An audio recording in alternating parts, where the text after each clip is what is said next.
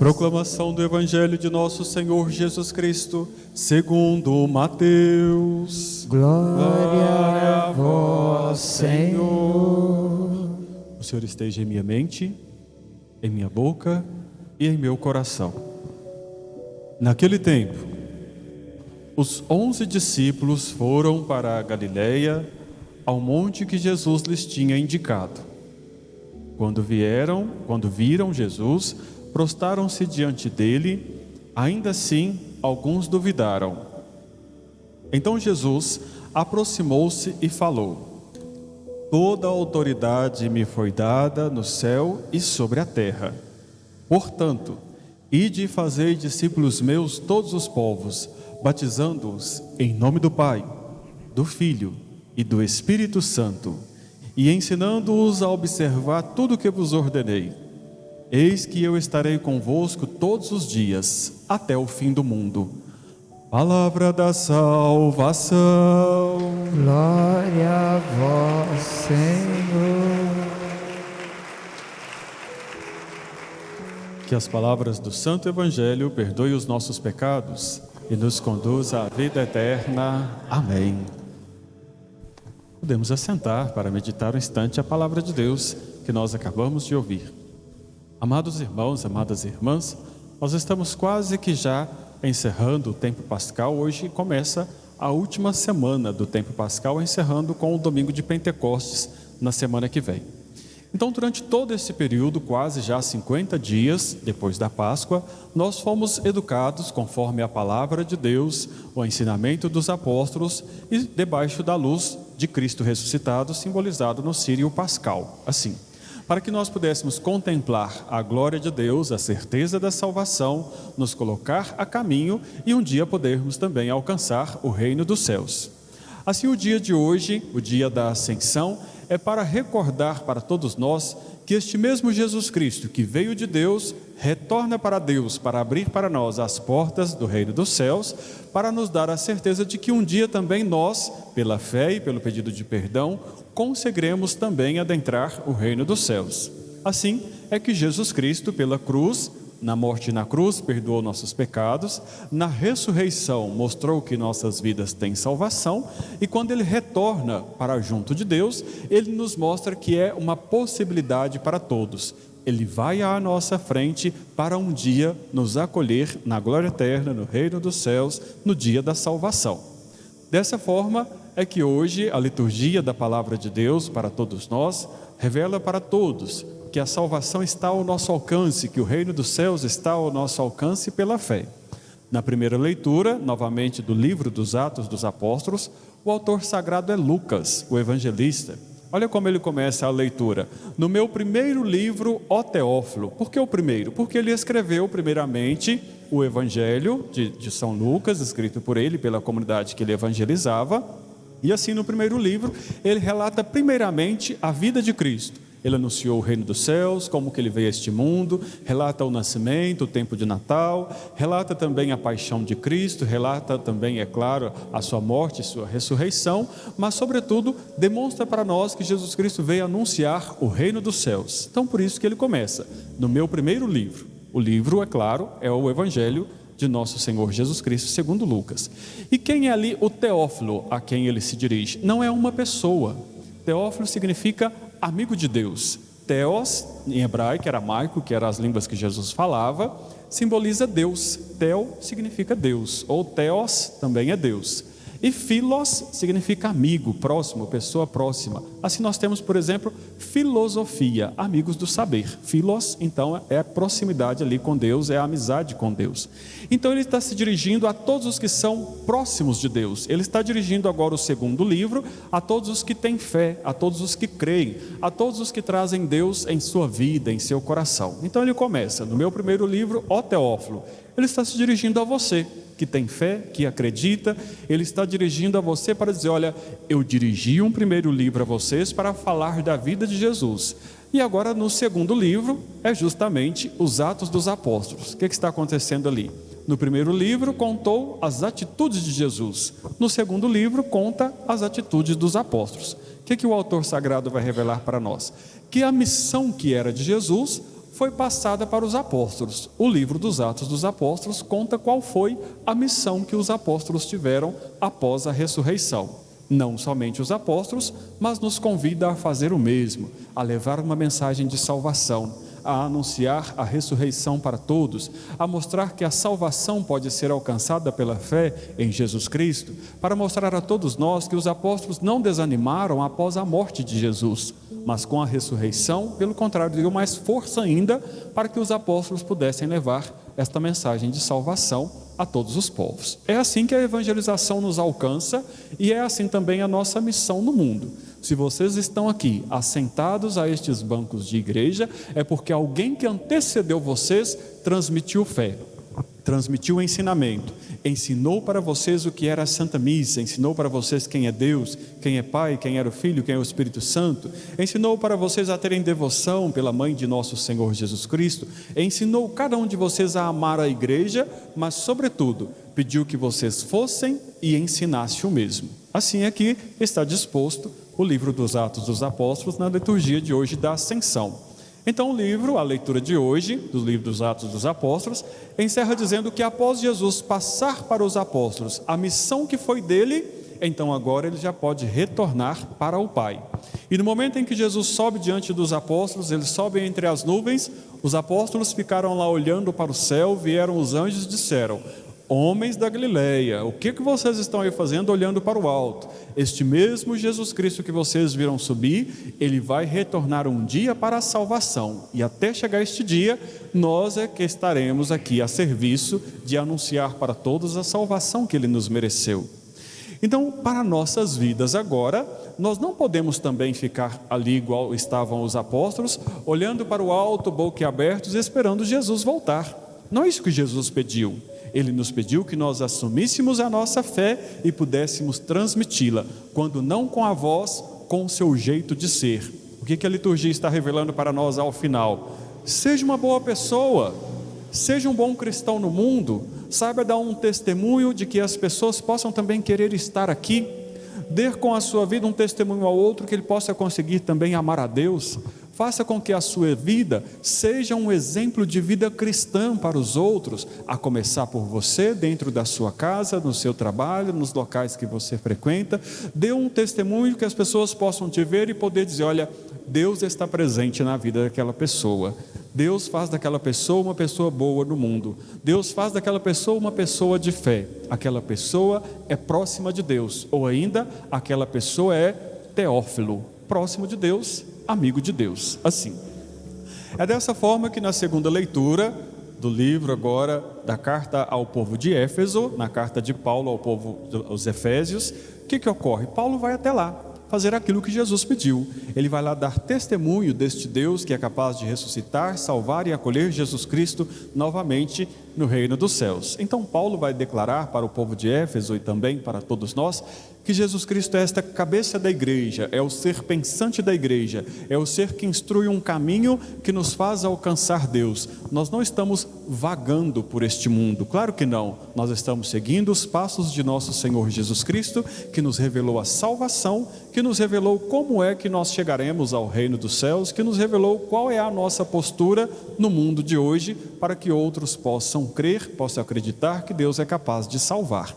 É a mensagem que Paulo, na segunda leitura, ao povo de Éfeso, foi levar para aquele povo e para todos nós no mundo de hoje. A postura de Paulo tem que ser a nossa postura, uma postura que evangeliza, um ser que consegue falar de Deus, que consegue falar de salvação, um ser que acredita, um ser que tem uma postura cristã no mundo, que convence outras pessoas, que cativa outras pessoas, que evangeliza outras pessoas para estarem aqui. É dessa forma que Paulo vai até a comunidade de Éfeso, para chegarmos agora no Evangelho de nosso Senhor Jesus Cristo, segundo Mateus. E o que ocorre? O Evangelho é como se fosse uma despedida. Jesus está para se despedir deste mundo terreno e voltar para o mundo espiritual, o reino dos céus, para o dia da salvação, ou podemos dizer assim: veio de Deus, retorna para Deus. Veio do coração de Deus, retorna para a morada eterna de Deus. Assim é que Jesus Cristo se apresenta para nós no dia da Ascensão. De Jesus se diz ascensão porque ele subiu com suas próprias forças para o reino dos céus, a sua força de ressuscitado. De Maria se diz assunção, se diz que os anjos levaram a Virgem Maria para o alto, para o céu, e o local onde ela havia sido sepultada ficou somente o cheiro das rosas. E para nós, como é que vai ser o nosso dia? Como é que vai ser a nossa despedida? Por 2 motivos. Se o reino dos céus fosse instaurado e realizado, o dia do julgamento fosse hoje, São Paulo tem uma teoria do arrebatamento. O que é o arrebatamento? Na teoria de Paulo, quem estiver vivo no dia do julgamento final, será, se salvo, será arrebatado para o céu, será levado diretamente para o céu, não precisará morrer para entrar no reino dos céus. E para aqueles que já morreram, aí sim vale a ressurreição do corpo e da alma, que se encontrarão novamente e herdarão o reino dos céus numa vida espiritual. Então, desta forma, não vai ser assunção para nós e nem ascensão. A ascensão foi a de Jesus, a assunção é da Virgem Maria. Para nós vai haver um dia de salvação. O próprio Cristo irá nos resgatar para a salvação, para a vida eterna, para o reino dos céus. Jesus Cristo então começa o Evangelho agora também dizendo aos apóstolos que toda a autoridade foi dada a Ele, no céu e sobre a terra. O que Ele pede então? Ide e fazei discípulos meus, todos os povos, batizando-os em nome de quem? Do Pai, do Filho e do Espírito Santo. Olha o que acontece. João Batista era quem batizava no Rio Jordão. O batismo de João Batista não conferia a presença do Espírito Santo. Era um batismo só de conversão. Batismo de conversão, claro que as crianças não poderiam ser capazes de entender porque são recém-nascidos. Mas João Batista, que batizava os adultos no Rio Jordão, vai dizer assim: olha, eu vos batizo com água, mas depois de mim vai vir um mais forte do que eu não sou digno nem de me abaixar para desamarrar as sandálias de seus pés. Ele é que vai vos batizar com o Espírito Santo. Então João Batista está passando para Jesus a missão. Jesus vem e nos batiza em nome do Pai, do Filho e do Espírito Santo. Instaura uma nova caminhada, instaura um novo povo, instaura um novo tempo na igreja. E ali cessa o batismo de João Batista, que era só mergulhar a pessoa no Rio Jordão, tirava a pessoa do Rio Jordão e ela entrava num caminho de conversão. Em Jesus Cristo, o caminho é também de conversão, confere a presença do Espírito Santo e nos torna todos irmãos e irmãs, uma família. Assim, é o batismo que nós recebemos. Mas agora Jesus precisa voltar para Deus. O que ele faz? Recebeu de João Batista e vai passar para os apóstolos. Ele vai dizer aos apóstolos: agora é a vez de vocês. Ide pelo mundo inteiro e batizai todos em nome do Pai, do Filho e do Espírito Santo, tornando todos, sem exceção, ou seja, homens e mulheres, crianças e adultos, idosos, sem exceção, tornai todos discípulos meus. Quem foi batizado se tornou discípulo de Jesus, com a mesma missão que era dele. Os apóstolos receberam, transferiu para a igreja que chega até vocês. Hoje é a missão de vocês, de todo batizado, levar o Evangelho a todo ser humano, falar de salvação e batizar a todos. É claro que a responsabilidade do batismo é do pai e da mãe, mas aqui nós entendemos que assim nós somos todos presentes aqui na igreja. Então Jesus Cristo transfere para a igreja, transfere para os apóstolos, que transfere para nós a missão de batizados, levar a mensagem de salvação a todos os povos. Assim Jesus Cristo então prepara a sua despedida. Ele vai voltar para junto de Deus e deixa para nós a missão de conduzir os trabalhos, que não é só responsabilidade do padre, é responsabilidade de todos nós que somos igreja batizados. Assim, resultado agora então, o evangelho de hoje, a despedida de Jesus, é como se ele reunisse por uma última vez os seus apóstolos e ali preparasse a sua despedida. É como se ele visitasse por uma última vez a sua mãe Maria e recebesse um último afago de sua mãe em seus cabelos.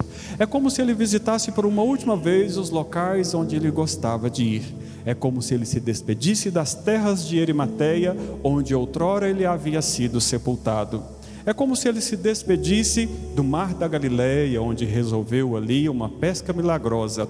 É como se ele despedisse ali do Monte das Oliveiras, onde ele gostava de ir várias vezes para se colocar em oração. É como se ele se despedisse por último de seus amigos e visse por uma última vez o pôr do sol. E partiu. Partiu com muita serenidade, partiu como quem tem aquele sentimento de missão cumprida. Retorna para junto de Deus na certeza de ter realizado o seu plano de salvação. E percebam, nessa despedida de Jesus, não tem choro, não tem dor, não tem velório, não tem desespero, não tem ninguém cobrando de Deus por que tiraram Jesus de nós. Diferente de nossa vida, às vezes nós temos o hábito de culpar Deus quando alguém vem a falecer, e aí nós temos que ter a ideia de que ninguém pertence a ninguém. Nossas vidas pertencem a Deus, a sua vida pertence a Deus. Vocês não pertencem a nenhum ser humano. A vida dos vossos filhos pertence a Deus, a vida da sua esposa, do seu esposo pertence a Deus. Então Deus não é um pai assassino, Deus não é um Deus que mata, Deus não é um Deus que tira a vida de pessoas. Se nossas vidas veio dele e habitou esse corpo terreno aqui neste mundo, esta vida precisa retornar para Deus. E assim nós entendemos que ninguém pertence a ninguém, nós pertencemos a Deus. Não tem isso de que Deus tirou essa pessoa de mim. Deus não tira ninguém de ninguém, porque nós não pertencemos a ninguém. Nós pertencemos a Deus Pai. E as nossas vidas precisam retornar para Ele. Ninguém vai viver aqui 200 anos, 300 anos, 500 anos. Claro que não. A vida em algum momento aqui vai se despedir, ainda que seja do recém-nascido até a pessoa mais idosa entre nós. Essa vida terrena, ela é finita. Não é a vida que é finita, mas o corpo humano. O corpo pertence à terra e vai voltar à terra. A vida que é eterna veio de Deus, um dia retornará para Deus, não sozinha, mas guiada pelo Espírito Santo. O Espírito Santo que recebemos no batismo é que vai iluminar a vida que é como a semente de Deus plantada em nosso corpo mortal, que um dia vai voltar ao pó da terra. Assim, o que nós entendemos? Que nós não pertencemos uns aos outros e que a morte não é o final de nada. Amados irmãos e irmãs, entendam vocês, a morte, ela é 1 segundo da vida. Esta vida terrena que nós temos, um dia vai se cruzar com a morte apenas 1 segundo. A morte não habita o cemitério. Por lá estão simplesmente os restos mortais de quem faleceu antes de chegar até lá. Ninguém morre dentro do cemitério. A morte não está lá habitando o cemitério para de uma hora para outra pensar assim, eu vou sair o portão aqui para saber qual é o próximo que eu irei trazer. Claro que não. A morte caminha por aí, esperando-se o momento em que vai cessar a vida no corpo, o desprendimento da vida e do corpo, é que é ali a morte que chega para todos nós um dia. Assim, o que nós temos que entender é que a vida não é finita, a vida é eterna. O corpo é que é finito, a matéria é que vem a morrer. A vida que veio de Deus continuará existindo até o dia do julgamento. Quando chegar assim, o julgamento final, se você for considerado digno de ser salvo, você vai herdar a vida eterna. Se você for condenado, a sua vida deixará de existir. Assim, resultado então para nós, na nossa caminhada terrena, que é finita, Deus se faz presente para nos salvar. Na cruz, Jesus perdoa nossos pecados para nos salvar. Na ressurreição, Ele salva as nossas vidas, e na ascensão Ele abre as portas do reino dos céus para todos nós. E um dia também nós precisaremos nos despedir desta caminhada. Vai chegar para todos um dia de ascensão. Vai chegar para todos um momento de retornar para junto de Deus. Então um dia também vocês precisarão se despedir das pessoas que vocês amam. Um dia vocês precisarão vir aqui na igreja por uma última vez. Um dia vocês precisarão ir por uma última vez ao local de trabalho. Um dia vocês irão visitar por uma última vez os locais por onde vocês gostavam de ir.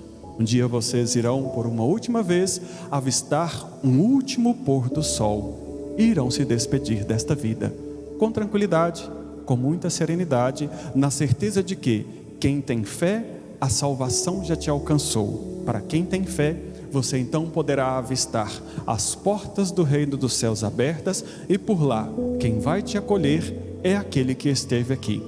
Reze a Deus e peça para que este dia, quando chegar a sua vez de entrar no reino dos céus, que esteja por lá Jesus Cristo, que Ele possa te abraçar, que Ele possa te acolher, que Ele possa te dar esta certeza de que chegou um dia também a sua vez de adentrar a eternidade, da certeza de que Ele foi à nossa frente, não para se afastar de nossa condição humana, de nossa condição aqui de fragilidade, mas para chegar à nossa frente, abrir para todos nós as portas da eternidade, e que a nossa despedida deste mundo seja também uma despedida feliz, seja uma despedida tranquila, seja uma despedida de quem tem aquela certeza do salmista que vai dizer: a minha vida suspira por Deus como a corça suspira pela água. Nossa vida deseja voltar para Deus, não deseja ficar aqui eternamente. Voltar para Deus vai ser o dia da nossa salvação, o dia que este mesmo Jesus Cristo que sobe para o céu virá buscar nossas vidas e poderá te dizer: hoje é a sua vez de também receber o reino dos céus como a herança prometida. É a sua vez de ser salvo, é a sua vez de receber todas as graças e as bênçãos de Deus, agora e para sempre. Amém. Creio em Deus Pai Todo-Poderoso,